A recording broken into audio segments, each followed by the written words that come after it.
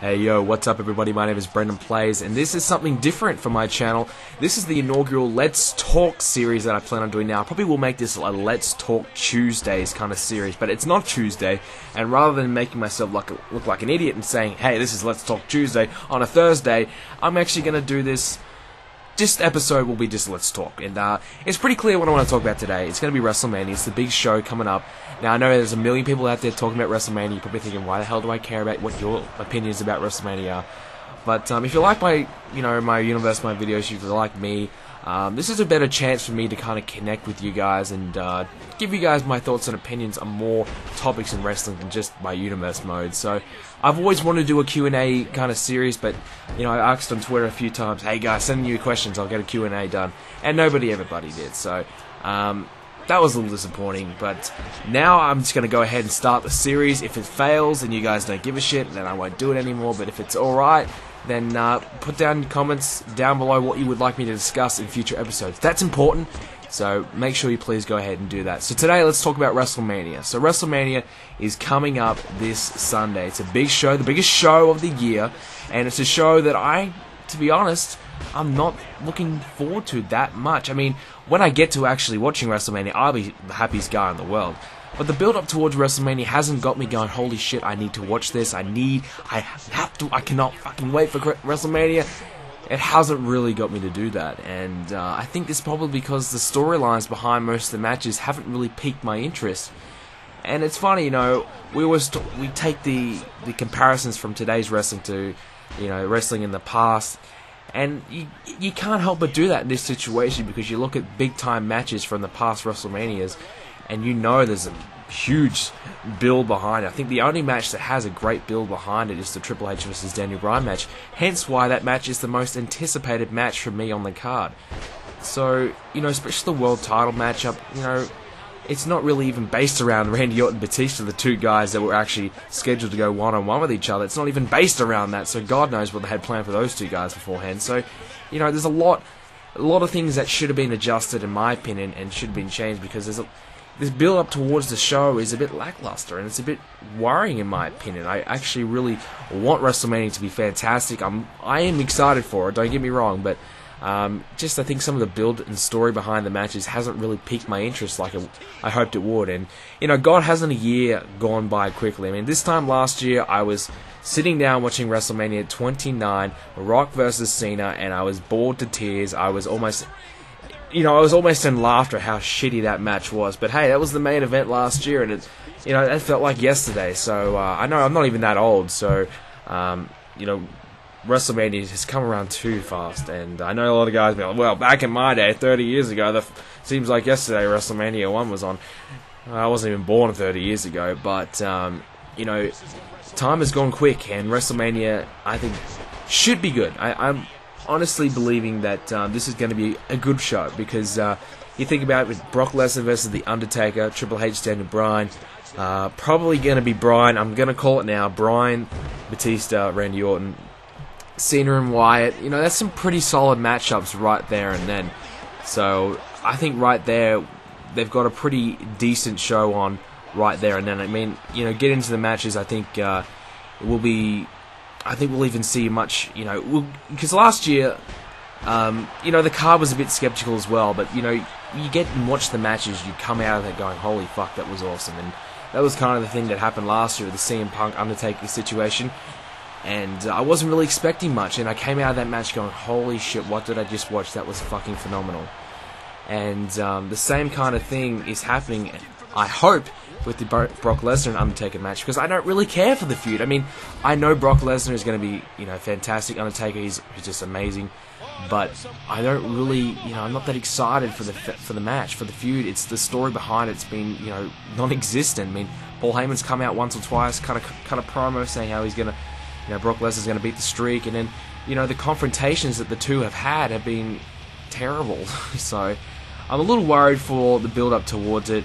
But I think the match will deliver, and that's the main thing in my opinion. As long as the match kind of delivers, I know it's difficult to kind of get into a match if the story behind it is pretty boring and pretty shitty. But if it delivers on the night, then you can't really complain that much. But let's hope it does. And look, I think Daniel Bryan, Triple H will have the match of the night. Probably should have been no DQ. I think Undertaker, Brock Lesnar should have been no DQ as well. But, you know, I'll settle for what they have now. And, you know, I think for one match that I would have really liked to have seen on the card was the Shield in a better and more prominent matchup. I think the Triple Threat Shield match would have been cool.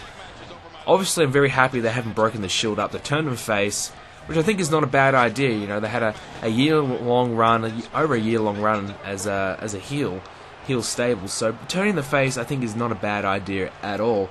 But I'm a little worried. You know, 6-man tag team match with Kane and New Age Outlaws is, you know, who really cares about that? I mean, I can understand Kane, but they just kind of threw the New Age Outlaws in there for no reason. And I honestly believe this will probably be one of the last New Age Outlaws matches we'll ever see. Maybe the last. So they'll go out at WrestleMania 30, and that'll be it for them. And heavy rumors that Kane's retiring, so this could be his last WrestleMania as well. So very interesting situation for those guys. And you know, they should put over the Shield, no doubt. You know, they'll put over the Shield, but you know, the Divas Invitational matchup, I mean, that's going to be... you know, obviously this had no idea, they had no build behind the Divas division. He said, you know what, let's have every single Diva on the roster in this match and go hardest. That seems to be the kind of situation now. I think it's probably going to be like a bit of a finisher fest, where everyone has to get their finisher in. It's probably going to be like a TNA match. Everyone has to get their finish in time. Then AJ Lee will probably swoop in to get the W. Actually, I don't even know if AJ Lee is going to win, to be honest. I think maybe one of the Bells, or what's her name, Naomi? Trinity out of Total Divas, what the fucking name is. I think it's Naomi. I always get Cameron and Naomi mixed up.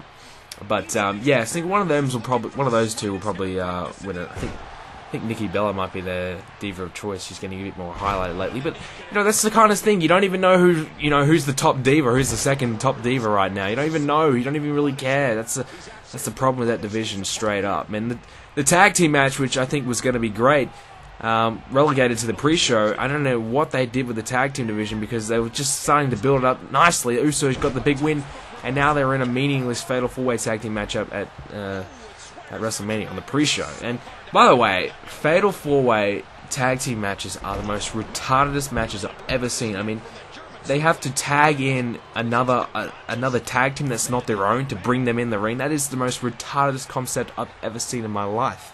Why isn't it 4 guys in the ring and the other 4 guys outside the ring?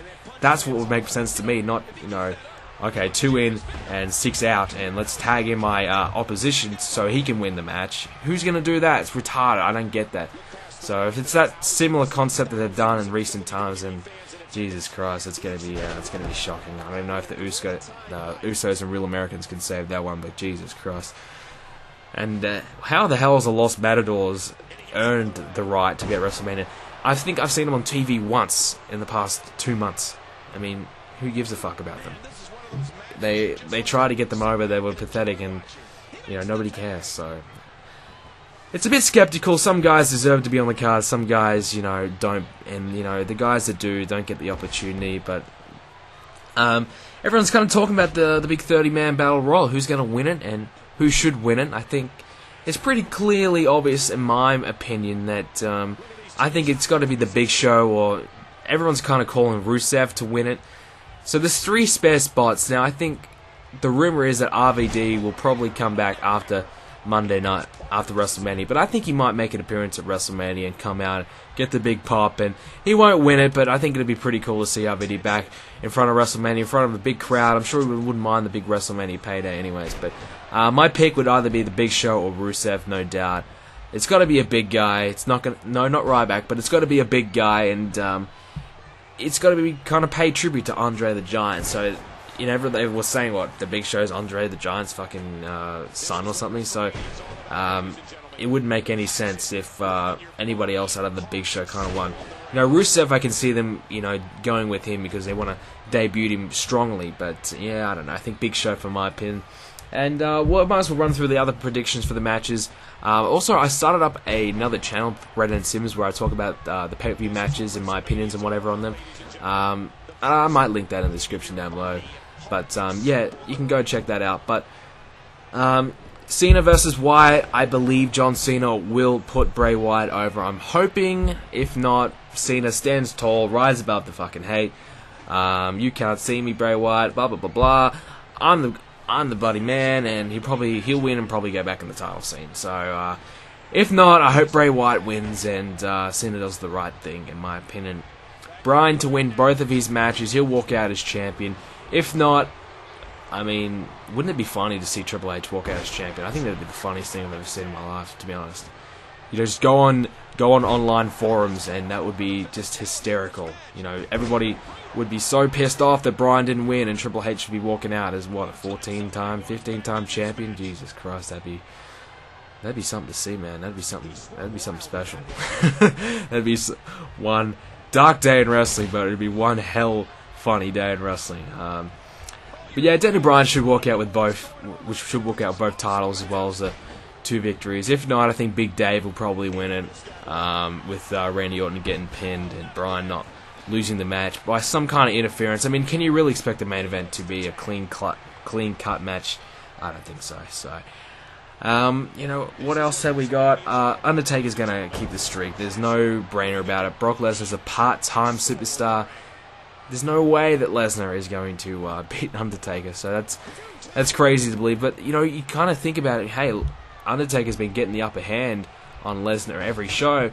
But you kind of saw that, you know, they've reversed that now. Lesnar's coming into WrestleMania with looking strong. So, knowing WWE, that normally means whoever's coming into WrestleMania strong loses. So, that could mean Cena may lose to Wyatt as well. So, very interesting.